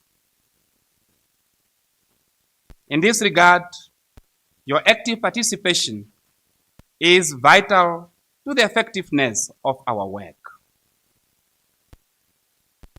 I also wish to commend all regional councils for continuously honoring notices sent by national councils. Please convey my message to the regional leadership. Their cooperations reinforces the unity of our governance structures. Honorable members, as we look ahead, I encourage all members, wherever you may be, to fully participate in the commemorations of our national days, such as the Africa Day and the Genocide Remembrance Day, and other occasions where you are demanded or requested to participate. As these occasions reminds us of our shared history and collective responsibilities. Talking of the Genocide Remembrance Day, I am informed that the NBC staff will parade themselves outside this chamber, and they are expecting all of us, maybe not all of us, but volunteers, to at least make some contributions as to what this day is all about. Please avail yourself if you are approached. To the staff, members of National Council, so led by the capable Secretary, Advocate Tosi Namisep, thank you for your tireless administrative support, which enables the smooth functionings of this House. Maybe hands to that. We further appreciate the role played by the media in disseminating information to the nation, and by also ensuring transparency and accountability. And to the public that we represent here, we welcome your participation through various platforms. That includes the chamber visit, following the live broadcast, and other social media platforms. Honorable members, let us depart from this session with renewed commitment to serve our people with humility and integrity.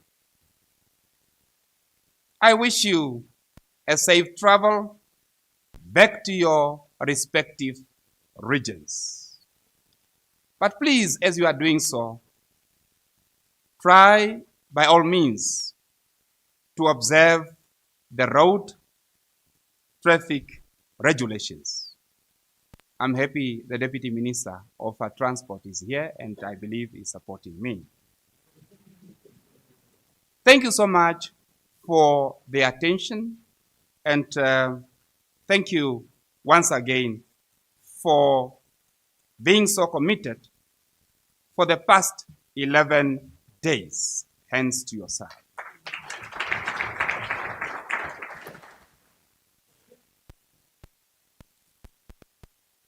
Honorable members,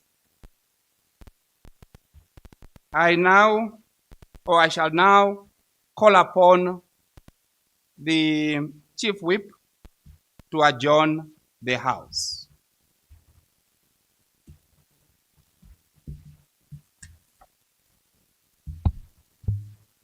Honorable Chairperson, honorable members, they all stand adjourned till further notice. Thank you so much. Any objection? No.